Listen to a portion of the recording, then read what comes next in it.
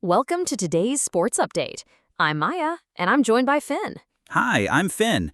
We're covering some of the biggest stories in sports right now, starting with the NBA Finals. Let's dive into the NBA Finals.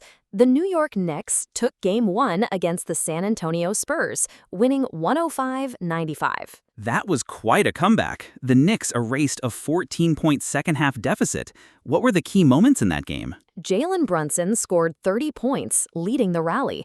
The Knicks also closed the game on an 11-0 run, securing their 12th consecutive win. That's impressive. How did Victor Wembanyama perform in his finals debut? Wembanyama had 26 points and 12 rebounds for the Spurs, but he shot 6 for 21 from the field, which was quite off. So, despite Wembanyama's struggles, the Spurs still managed to keep it close until the final run.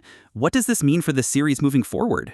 The Knicks have momentum now, but the Spurs will likely look to adjust their strategy to contain Brunson and limit the Knicks' scoring opportunities. That's right. And speaking of unexpected moments, there was a fan intrusion during Game 1. What happened there? A fan ran onto the court to take a selfie with Victor Wembanyama during the fourth quarter.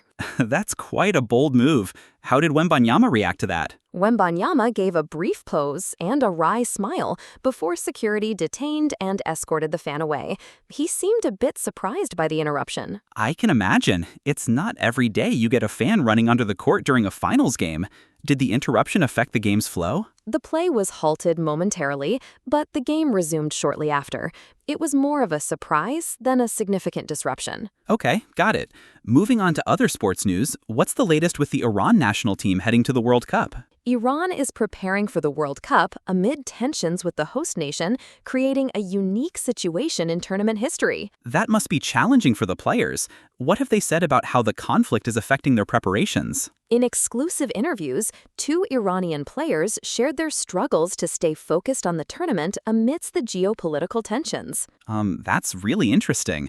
How do they balance their national pride with the challenges posed by the conflict? The players are trying to stay professional and focused on the tournament, despite the difficult circumstances. That's admirable.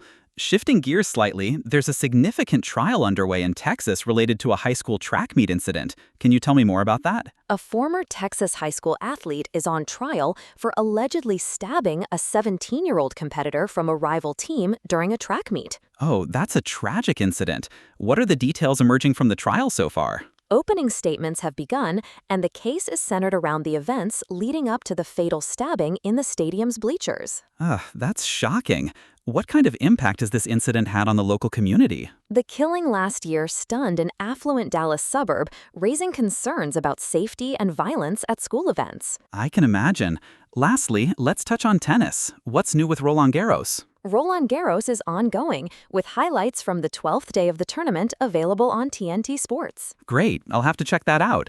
Are there any standout matches or players to watch out for in the remaining rounds? The mixed doubles final and women's singles semifinals have been particularly exciting so far. Excellent. Well, that's all for today's update. Thanks for joining us, Maya. Thanks, Finn. Goodbye, everyone. See you later.